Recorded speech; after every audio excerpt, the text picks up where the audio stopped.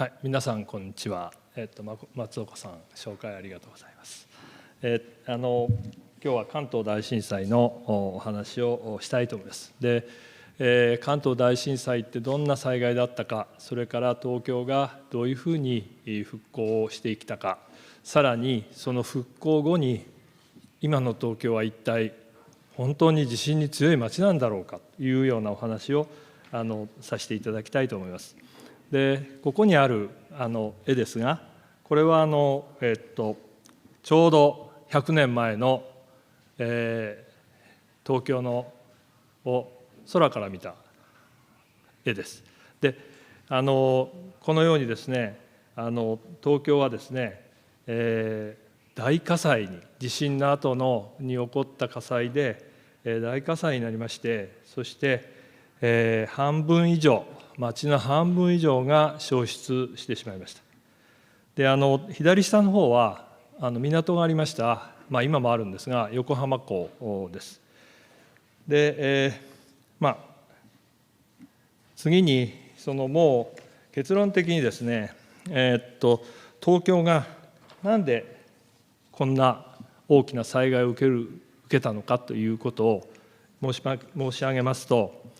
1968年に日本は明治維新を迎えます。それで、近代化に進むわけですけれども、その時の明治政府は残念ながら道路や公園や町の基盤整備ですね、そういうものをしないままに町づくりをしてしまった。で、それによってですね、非常に人口が増えて、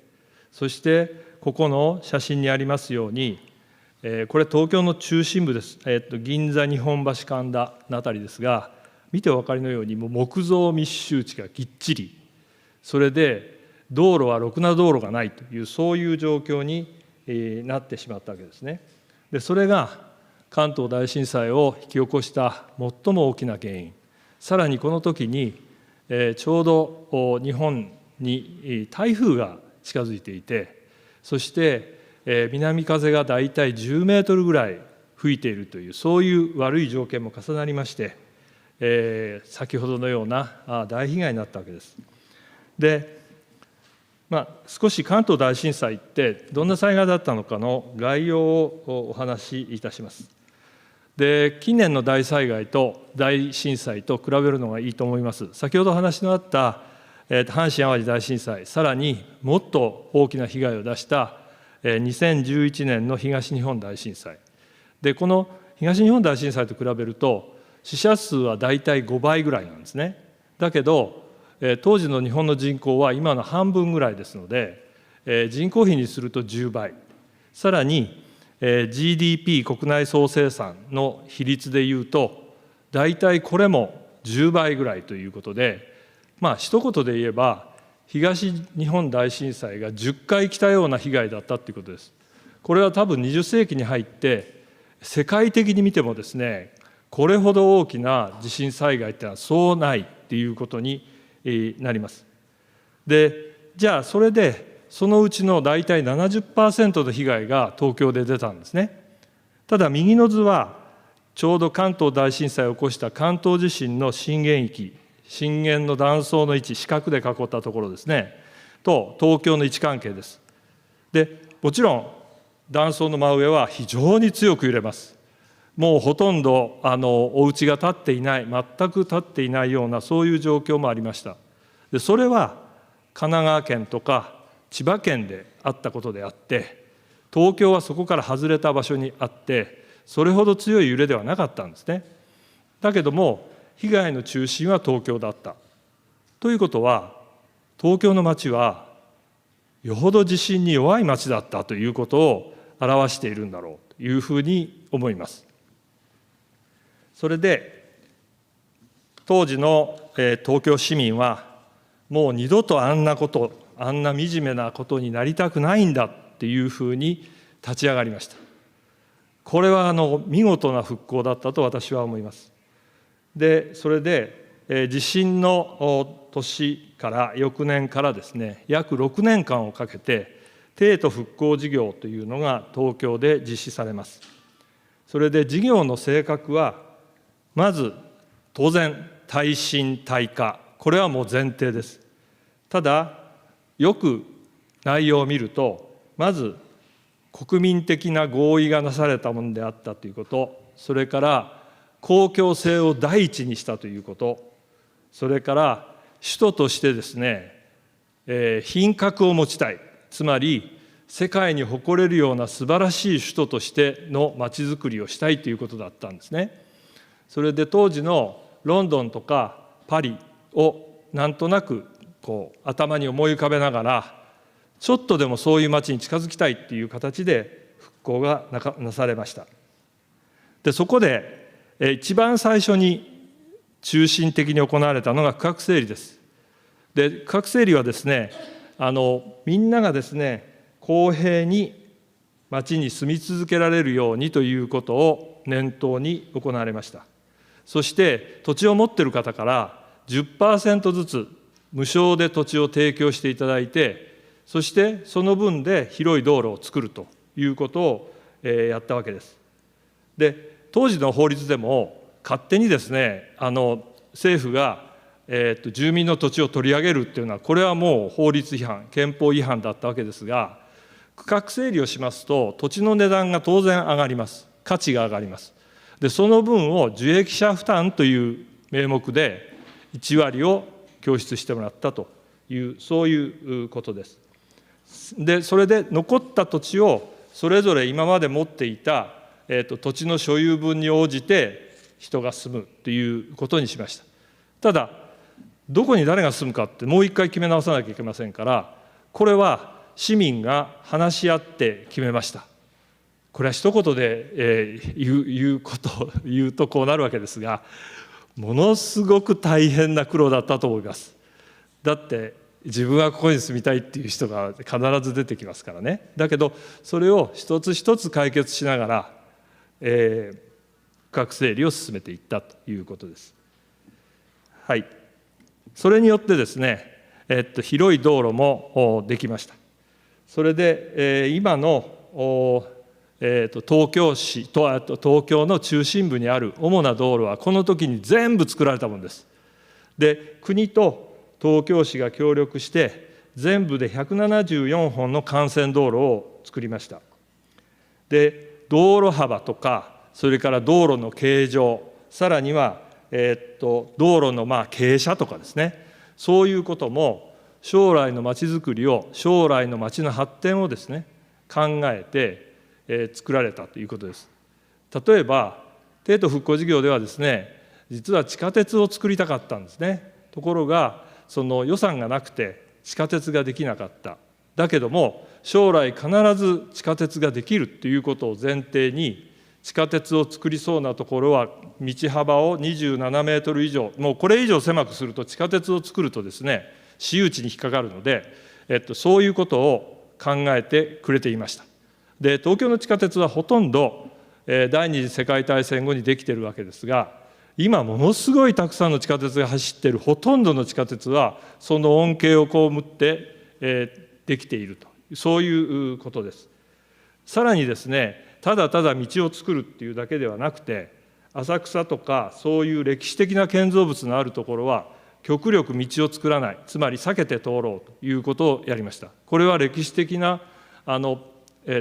建造物に対する配慮ですね。で写真はですね、代表的な道路の一つである昭和通りです。できた時の様子ですね。で昭和通りは今でもですね、東京の幹線道路としてですね、立派に活躍しているという、そういうことです。で次に橋梁です。で橋はですね、地震の時に壊れて落ちたり、それから焼けたり焼失したりして、そこでたくさんの方が亡くなりました。だからその、耐震耐火っていうことを徹底的に行いました。で帝都復興事業のですね6年間でなんと576橋かけたんです。すごいことですよね。でそしてそれが功を奏してですね、その後東京は第二次世界大戦の空襲を受けますけれども、空襲で焼けたものは一橋もありません。それから落ちた橋もほとんどありません。だから戦後の復興にはものすごく役に立った、さっきの区画整理も含めてですね、非常に役に立ったということが分かります。で、ただその耐震耐火を考えるだけではなくてですね、一方で橋梁の設計には街の景観を考えたデザインということも非常に重要視しました。これは当然ですね、首都としての街に品格をもたらすっていうためには、そういう景観ということも非常に大事にしたっていうことなんです。ただ考えますと、576橋を設計して建てるときに、よくそれだけ細かいことまで考慮できたなっていうふうに、もう今から思うとなかなかすごいことだというふうに思います。で、これは今もあります、代表的な東京の河川であります隅田川の橋梁の姿です。で、これは帝都復興事業でかかった橋を並べていますけれども、東京の橋梁のですね、今も半分以上は帝都復興事業でできた橋を使っています。で、隅田川の橋は半分以上ですね、帝都復興事業の橋が使われていて、これ見てお分かりのように非常に素晴らしい橋ばかりです。で、一番上の永代橋、2番目の清洲橋っていうのは国の重要文化財です。で、さらにその下の橋も何らかの文化財に指定されています。で、この永代橋、清洲橋は、実は非常に軟弱な地盤でありまして、で、それを耐震的にしようとすると、40メートルぐらい、地下40メートルぐらい、基礎工事をしないとダメなんですね。で、当時の日本にはそんな技術はありませんでした。で、その時にアメリカから新しい技術を導入して、そして研究所まで作って、それで、一つずつ丁寧に橋を作っていったという記録が残っています。はい。で、次は、公園です。で、当然ですね、首都としての品格を備えた街にしようとすれば、公園が必要、それから市民が豊かに暮らせるためにも公園が必要ということで、国が3つの大きな公園を作ります。そして当時の東京市が52の復興小公園なんですね。これを、それぞれの小学校の隣に作っていきました。で、いずれもですね、世界に誇れるような非常に素晴らしい公園だった。で、復興小公園はですね、小学校の狭い、つまり面積が狭い、校地が狭いことを補う上でも、その後も非常に教育上の役に立っていました。そして、しかもそれぞれが地域でものすごくモダンな空間であり、みんなが目を見張るような公園だったもんですから、すぐに地域のシンボルになりました。ところが残念なことに、戦争によって内部がみんな破壊されてしまった。そして残念ながら戦後復興ではそういう美しさっていうんでしょうかね、元に戻そうというようなことが一切されなかったために、むしろ破壊が進んでしまったために、今は一つもどの公園も全く昔の姿をとどめるものはありません。それで昔の姿を多少とどめている建物っていうのは復興小学校の建物です。で、小学校120校くらいですかね、全部焼けてしまいました。で、それをやはり耐震耐火っていうことを前提に建てたわけです。で、だから何度も言いますが、第二次世界大戦の空襲でも焼け落ちたものはほとんどありません。だから戦後もほとんどそれが使えたんです。残念ながらですね、児童数が増えたもんですから建て替えなければいけないっていうふうに建て替えられました。で、戦後すぐに建てた建物は今の耐震基準に合いません。で、だからみんな耐震補強してるんです。だけど当時建てた建物、この写真にある、復興小学校の帝都復興事業による建物は、まず見てお分かりのように非常に素晴らしいデザインですよね。で、さらに耐震補強はする必要がありません。つまり今の厳しい耐震基準にも満たしているということです。これは当時の人たちが将来を担う子どもたちが二度と地震火災に遭わないようにっていうことをものすごく切に願ったことであって、我々はやはりもう少し子どもたちを大切にするっていう精神を学ばなきゃいけないのではないかというふうに思っています。さて、こういうふうにですね、東京はもう地震に対して完璧な町になりました。でしかも、非常に素晴らしい、町になりました。ところが今の東京は、じゃあ地震が来るからどうしよう、首都直下地震っていうのにいろんな問題があるって来たら困るって言ってますよね。でなんかおかしいじゃないですか。だって関東大震災の復興を受け継いでいれば今地震が来たって別にへっちゃらだったわけですね。だけどそういうことをなんていうかな、地震を今怖がらなきゃいけない、なんでなんだろうっていうことです。でそれはほとんどが第二次世界大戦後の問題なんですね。でまず第二次世界大戦で東京は非常に空襲によって大きな被害を受けてしまいました。当然首都としての品格を全て失ってしまったわけですね。でだけども空襲から生き残った震災復興の公園とか橋とか水辺っていうようなものはあったわけですよ。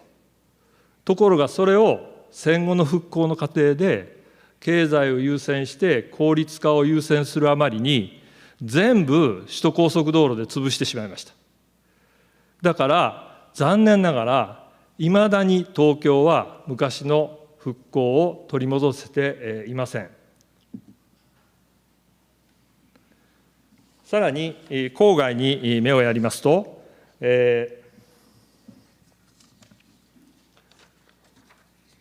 京はですね、1932年に今の23区の範囲に広がります。で、今の都心の8区がちょうど東京市にあたって帝都復興事業を行った場所なんですね。で、そこはこの右側の図はですね、東京都が地震危険度、地震に対して危険性の高いところを色の濃いところですが、見ています。でこれご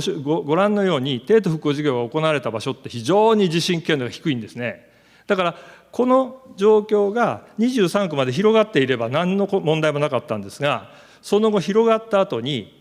やっぱり明治の頃と同じようにですね、人口集中を招いて基盤整備をしないままに木造密集地を作ってしまったっていう問題があるんですね。だから今でも東京は都心部はロンドンとかパリの旧市街と同じぐらいの道路率を持っているんですが、周辺部はそれからはるかに低い道路がない状況っていうのがあります。これが危険度を高くしています。でもう最後ですが、東京がですね、今防災上抱えている問題いくつか申し上げましたけれども、列挙するとこのようになります。で郊外の極増密集地、さっき言いました。それからもう一つ非常に重要な問題は、ゼロメートル地帯、を抱えているっていう点なんですね。でこれも実は終戦の時、戦争が終わった時点で地下水を汲み上げれば沈下するっていうのが分かってたのに、経済優先で地下水の汲み上げをやめませんでした。このために今は海面下って言っても干潮の面よりももっと低い面が地域がかなりの広さであります。でそういうのが今の東京で、そうしますと堤防がもし破損すると200万人が水没してしまうという状況があります。それから首都高速の問題、それからもう一つ2000年以降ですね、都心部が安全だって言ってたのに、そこに容積率を緩和して高層ビルをぎっちり建てました。でこれは何が問題かっていうと、帰宅困難者を大量に出します。さらにエレベーターは無数にありますので、当然閉じ込め事故が起こります。と助けに及びません。エレベーターにずっと閉じ込められれば命を落とす危険性さえある。これは今の東京が抱える地震に対する大きな問題なんですが、これは特に2000年以降こういうことになりました。でさらに東京が今回のオリンピックで残した負の遺産は、埋め立て地に大量の高層住宅を建ててしまったこと、地震の時に孤立するのはもう目に見えた話なんですね。で、結局ですね、戦後の日本は平和国家として欧米に負けない国力を持って国民の生活を豊かにしたいと立ち上がったんですけれども、関東大震災の復興の時のような地震に強いまちづくりとか、首都としての品格なんていうのはですね、二の次でひたすら経済成長を目指したわけです。そのツケが回って、結局また東京は再び地震に弱い町になってしまったということが言えます。で、関東大震災、今年100年ですので、これを機にもう一回、関東大震災の時の理念を、復興の理念をみんなが思い出して、今こそですね、東京を地震に強い町に作るにはどうしたらいいのかということを真剣に考えていく必要があるのではないかということで、私の講演を終わらせていただきたいと思います。どうもご清聴ありがとうございました。